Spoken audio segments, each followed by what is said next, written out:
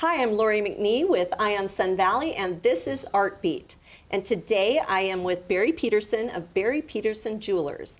And we're going to step outside the frame of two-dimensional art and into the 3D world of beautiful wearable art. Hi, Barry. How are you? Great. How are you? Very well, thank you. Thanks for joining me today. Absolutely. So you have been very busy here at Peterson Jewelers. What's new? Tell us what's going on around here. The entire premise is new. We just are have completed a remodel after 28 years in this location. You've been here for 28 years. In this space. Time flies. Does. It does. I've known you. Our kids went to school together. And in fact, he made this mother ring for me many years ago. It's probably been at least 20 years ago. Yep. And I came in here and he designed it, and I was able to go pick out the stones, birthstones of my children, and that was really special. And I know you do a lot of custom work. You're focusing on that primarily these days, aren't you? It seems to be the case. I try and make my own things, but the custom jewelry really occupies a lot of my time. Does it? Tell us how you go about doing that. Someone walks in and they have possibly an heirloom diamond or other stone. That's most of the time that's the case. Gemstones and jewelry will be inherited or passed down or received from deceased family members or passed on while someone's still with us. And it happens a lot with engagement rings and someone getting married in the family. And a lot of parents have been saving stones for their children for years, or want to pass on something that was passed on to them. And so we'll take inventory of what they have. I'll set up an appointment, come in, and I'll take inventory of what they have. A lot of times we'll just take it in that day and clean it and basically scrutinize the pieces and make sure that there's something that we can use or multiple things that we can use. And if there are items that are questionable or might be a nice gemstone underneath a lot of scratches, I'll point all that out to the client, and so we'll kind of come up with a starting point on what gems to use. Great. And okay, so what's the most popular gemstone? Most diamond. Diamond still? Yeah. A girl's best friend. They and they're yours strong. too. You told me earlier that diamonds are your favorite. They are. And why? Why are they your favorite? There are just so many different ways you can use them, and they come in so many different colors that people are just learning about in today's world. And colored diamonds have been around a long time, but the societies have only been really promoted white diamonds over the years, right, and canary diamonds, but we're seeing diamonds in every color in the spectrum now, and it's really created a lot of new design ideas. So as an investment, is a white round diamond, I've been told that for years, that's the best choice for an investment. Or do you disagree with that? I disagree. Do you? They are still very, very good in the higher end, larger stones, but the colored diamonds, the rarity of the color, there's a lot more yellow diamonds and brown diamonds than there are red or pink diamonds or blue diamonds.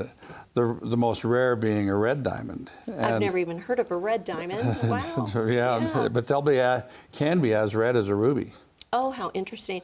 And so how do you tell a red diamond apart from a red ruby, so to speak? Well, a lot of it has to do with the surface of the diamond is a lot different than the surface of a ruby. And rubies don't have red, white, and blue and purple flying out of them like diamonds do. Oh, okay. Okay, they're more fiery than... Yes. Yes. The refractive index, and diamonds break up light into every color in the spectrum, where a ruby will just flash red. Okay, interesting. So how did this all begin? You started rockhounding as a kid, right, with your family. Tell us a little bit about your background. Well, I was born and raised in Rexburg, outside of Rexburg, here in Idaho, and my dad was a potato farmer and shipper. and I was surrounded in all the farms by cousins and other Petersens, basically. And my dad didn't really care for farming that much, and had spent years in Brazil he was down there as a missionary for about 3 years. Yeah. Learned the language very well, and when the war broke out, he came back. Actually, he had just come back from Brazil, and the Second World War broke out, and he joined the Army Air Corps. And because of his language skills, he was sent and stationed back in Brazil, and was a special agent for the U.S. government during the entire war. Oh, how interesting. Yeah, he had a pretty good setup. Yes. He had his own B-25 he flew around in with his... Oh, my goodness. And so did that influence, because you love motorcycles and planes and all of that as well, so it helped spark some of it. Yes. But the thing was interesting about my dad's stay in Brazil is Brazil, every window you look in is full of gemstones. Yes. And minerals and massive amounts, and one cannot spend time in Brazil without falling in love with gems. Right. And so he brought that love back and put it to use in rockhounding. And so as a young kid, I had a couple of brothers, 1 year older and 1 year younger than me, and my dad would take all three of us rockhounding. That's so interesting. So I walked all over Idaho, Wyoming, and Montana when I was a kid. That is so interesting. I'm speaking with Barry Peterson of Barry Peterson Jewelers, and we'll be right back.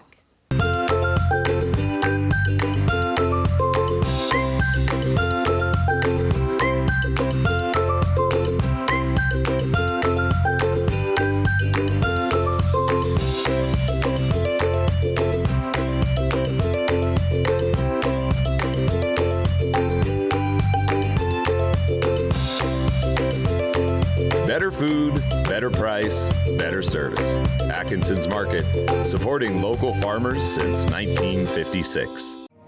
I moved out to Idaho 4 years ago, so I met a lot of people, and I really, really like it here.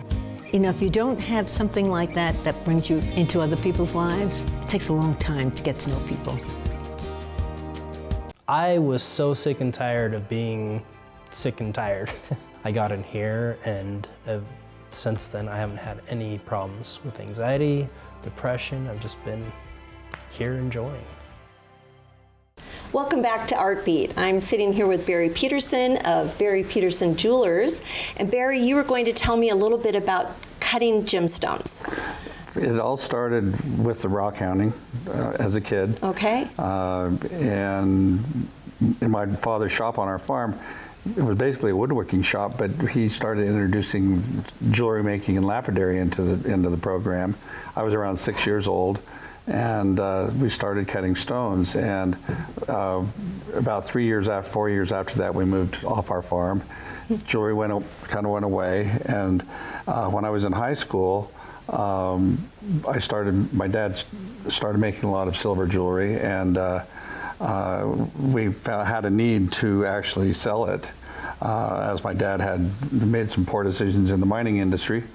And so jewelry became a way of life for our family. And I actually had my own wholesale line that I had started, and had 50 stores I sold to. And how old were you at this? I was 17, 18. Wow. And I had an opportunity to learn to cut diamonds. My dad had met this diamond cutter that had a school in Gardnerville, Nevada. And so I was able to get into that school around the time I was 19 years old, 18 and a half, 19. And that's so impressive. And it was Yes. quite an experience. And learning to cut diamonds actually really opened my mind up and made me realize what kind of a thinker I was. And in order to cut a diamond, you have to be able to imagine the diamond in 3 dimension in your mind. And that's so interesting because I'm a fine artist and I paint in 2 dimensions. So I'm looking at the 3rd dimension and trying to translate it into 2 dimensions. And so you're automatically thinking in 3D. And so you get a raw stone then. At that age, how did you afford to even buy a raw diamond? I couldn't. So we were actually cutting the school in this school situation. We were actually cutting stones. The first stone I cut was only, when it was finished, it was only 12 points, which is about 1/8 of an inch across. Spent a month cutting that stone. About a month.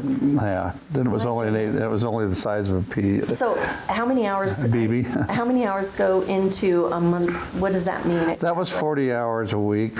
Goodness. It was, no wonder they're so expensive. Yeah.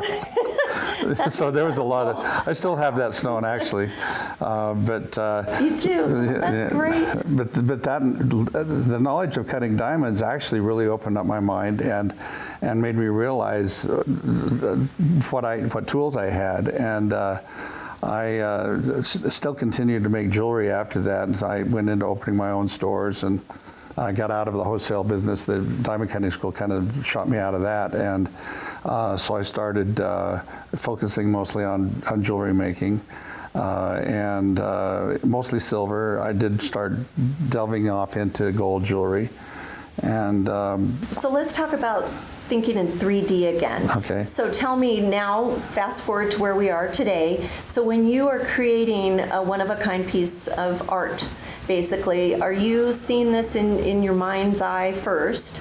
Like, tell us a little bit how that happens. No, I do. I do imagine what it would look like, and have to. Especially the fact that it's going to, like in a ring, for example, it has to wrap around your finger. Right.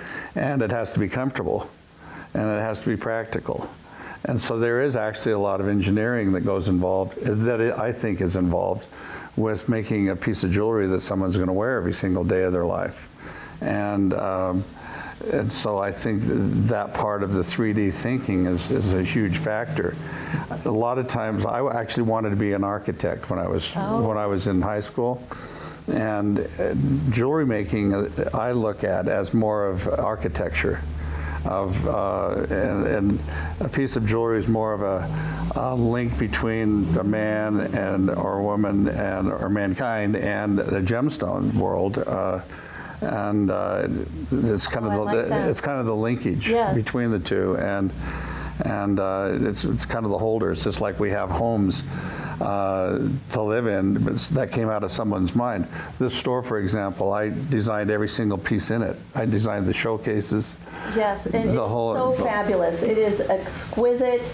And so all these cases, go on and tell us. Well, the whole layout of the store, the wall cases, even the cash wrap area, all the workbenches. The workbench I work on, I built those benches. It's a work of art just to step in these doors. You really want to stop by here. No, there's most everything in here came out of my head.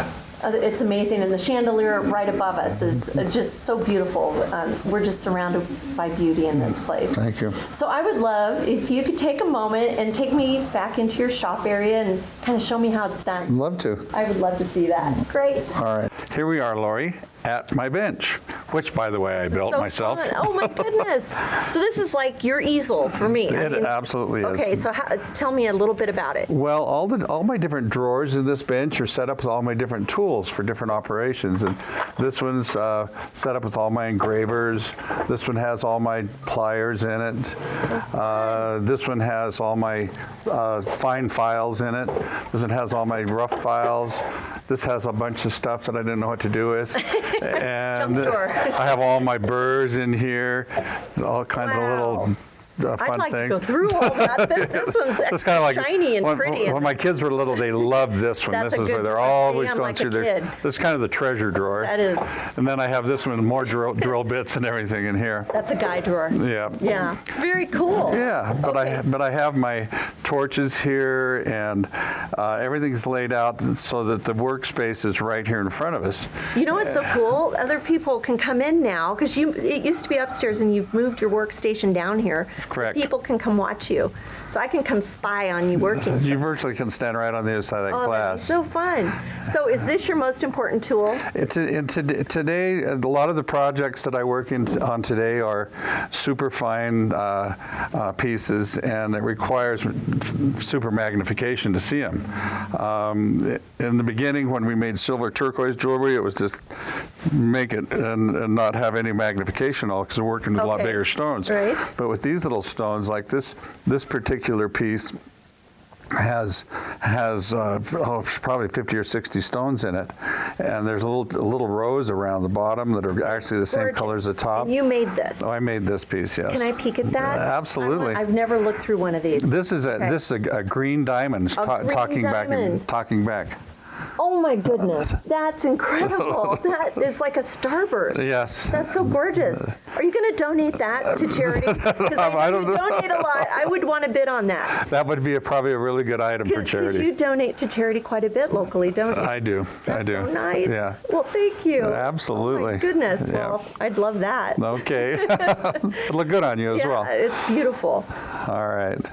But yeah, this particular vise is called an engraving block, and it's we can move it around at all different angles and get our tools in here. Our little engravers, we can get in here to actually lift and push and set the prongs on the stone. It's so tedious. It is really time. is. It is slow moving. Yeah, for so sure. you have very good eye-hand coordination and dexterity. Especially underneath the microscope, it's even crazier.